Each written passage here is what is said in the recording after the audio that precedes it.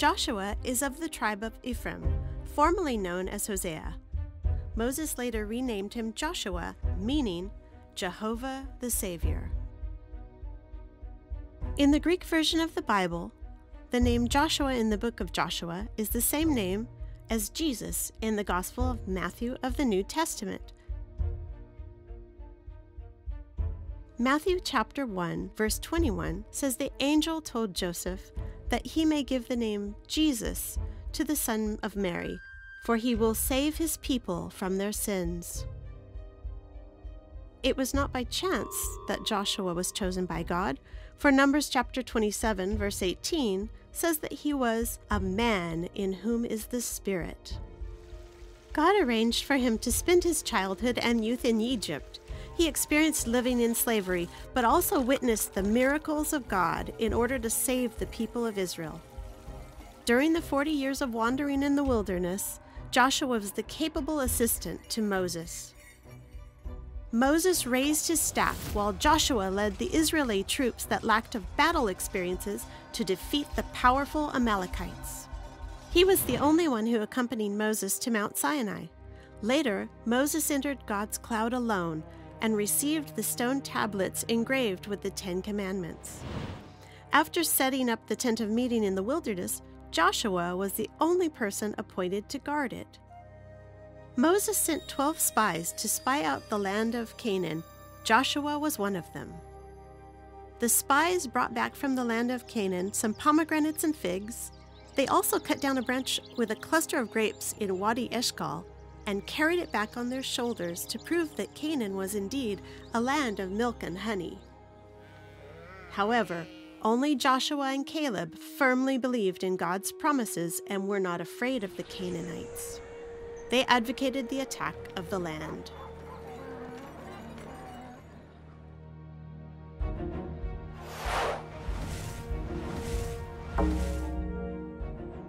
In the book of Joshua, there is no mention of the author's name. Some Bible scholars view that this book was mainly written by Joshua because certain detailed descriptions can only be first-hand experience of Joshua himself. For example, he alone met the commander of the army of the Lord in the plain of Jericho. Yet Joshua's death and what happened afterwards was impossible written by Joshua. This part of the content was probably supplemented and completed by Aaron's son, the high priest, Eleazar, and Eleazar's son, Phinehas. Joshua is the 6th book of the Old Testament, belongs to the historical books. It records the history of Joshua leading Israel in the conquest of Canaan. In the Hebrew Bible, Joshua, Judges, Samuel, and Kings are the books of the former prophets.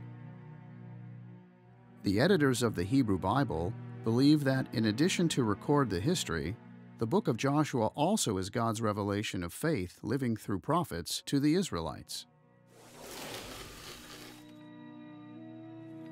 Joshua has a total of 24 chapters and can be divided into 4 parts. Part 1, chapters 1 to 5, entering the Promised Land. Part 2, chapters 6 to 12, conquering the Promised Land. Part 3, chapters 13 to 22, allotting the Promised Land. And Part 4, chapters 23 and 24, renewing the covenant with the one true God. The Israelites left Egypt around 1450 BC, and the time of entering the Promised Land was around 1400 BC.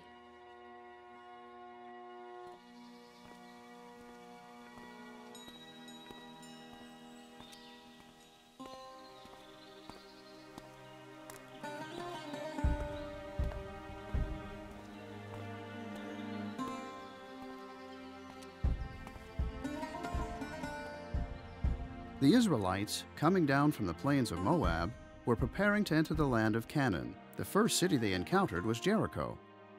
From the height of the ruins of Jericho City, we overlook the Jordan River Valley. Across from the river is where the Israelites last camped before crossing the river. According to Joshua chapter 2, verse 1, the place Israel camped was called Shittim. Shittim is located within the country of today's Jordan, north of the Dead Sea, on the east bank of the Jordan River. On the plains of Moab, the Israelites went over Mount Nebo. Coming down from the mountain, Shittim was right below. From here in Shittim to the west is the Jordan River Valley. In the days without haze, one can see Jericho clearly on the other side. According to archaeological research on the site of Shittim, there was no town in Joshua's time. There are 2 hills at the site, and some architectural relics at the foot of the hills, all dated from the Roman time. The name Shittim means grasslands of oak trees. Archaeologists found traces of 4 springs in Shittim and concluded that in Joshua's time there was enough spring water to flourish the trees and grass. Apparently, the Israelites chose to camp here because there was water. Numbers chapter 25 verses 1 to 3 say that when the Israel men arrived in Shittim, they began to have sexual immorality with Moabite women and joined in worshiping the idols. The Lord's anger burned against them. He killed over 20,000 men with the plague. So when the Israelites prepared to enter Canaan, they should have been camped at Shittim for a while. In Joshua chapter 1, verse 4, God once again made the boundary of the promised land of Canaan clear to Joshua. From the wilderness and the Lebanon as far as the great river, the river Euphrates, all the land of the Hittites to the great sea in the west shall be your territory. It is a repetition with God's promises to Moses in Deuteronomy 11, verse 24. We integrate the description of the boundaries in Numbers chapter 34 and learn that the range of the land of Canaan is probably like this. The wilderness refers to the southern part of modern Israel to the border of the Sinai Peninsula. Lebanon is today's Lebanon. The Great Sea is the Mediterranean.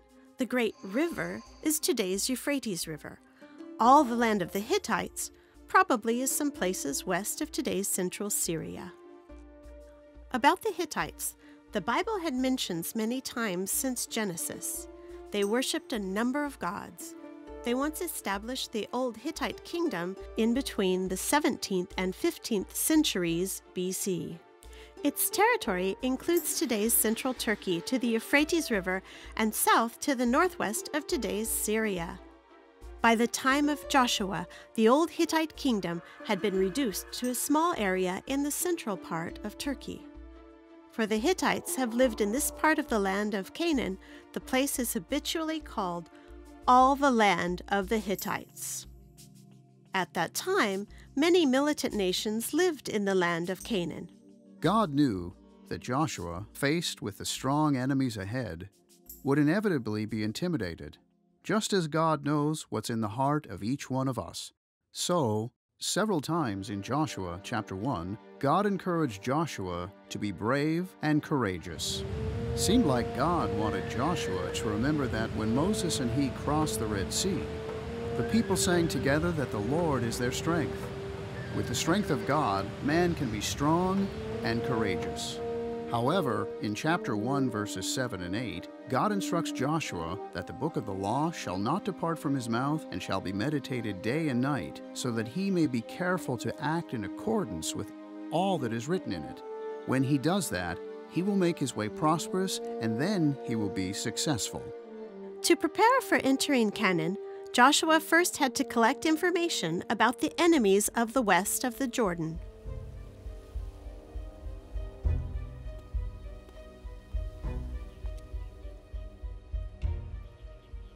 Joshua secretly sent 2 spies into Jericho to investigate the situation of the enemy. The city of Jericho has a great strategic significance. Located west of the Jordan and north of the Dead Sea, it was an important juncture into the land of Canaan. From Shittim on the east bank of the Jordan, cross over the river, go through the 10-kilometer wide Jericho Plain, and to arrive at the modern town of Jericho. The ruins of the ancient city of Jericho are on the side. Jericho is one of the oldest cities in the world. It was inhabited as early as 8000 BC. The name Jericho means the moon city. It was once probably a Canaanite worship center for the moon god. In Deuteronomy, it is called the city of palm trees. The ruins are in layers with traces of different period of times. We can see that the new city is built above the old city.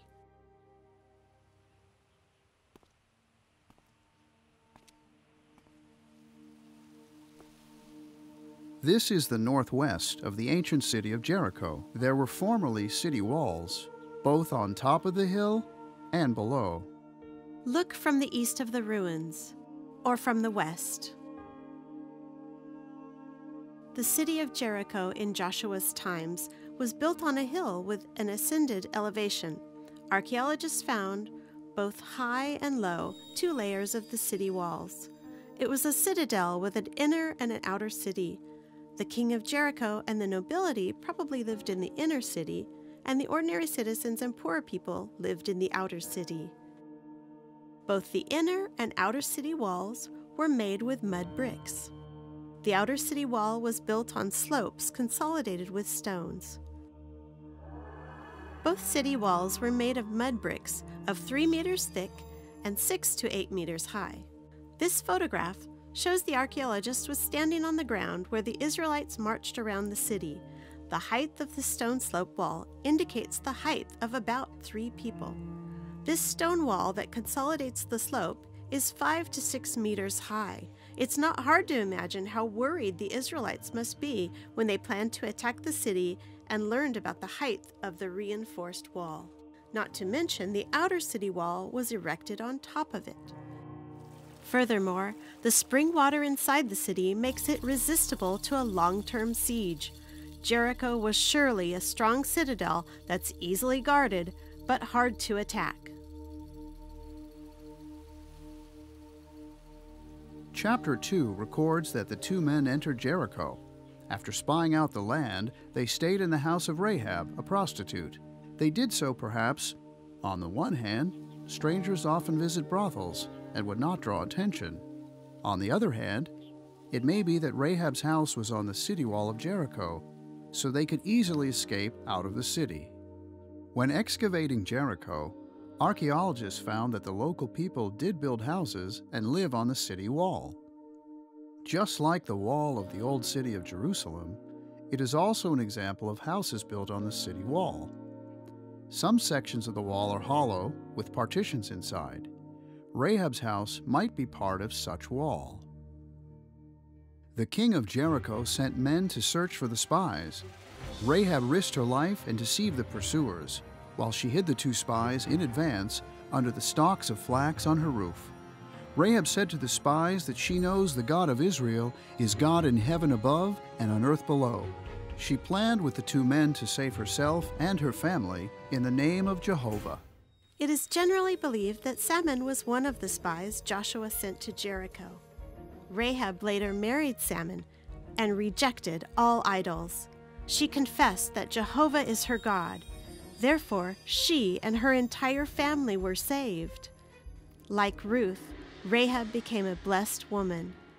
According to the genealogy of Jesus in Matthew chapter 1, Rahab is one of them. The 2 spies consented to her request. They and Rahab agreed that when the Israelites attacked the city, Rahab would tie a crimson cord in the window. Then she and her entire family would not be killed. So Rahab let the 2 spies down by a rope through the window out of the city and saved them from danger. The west of the ruins of the ancient city of Jericho was an expanse of mountains. Some tradition indicates that one of them is the Mount of Temptation where the devil tempted Jesus. Thus, the Bible records that Rahab asked the 2 spies to flee to the hills. The 2 spies returned to Shittim and reported to Joshua, saying that all the people of Jericho were melting in fear and that God's promise would soon be fulfilled.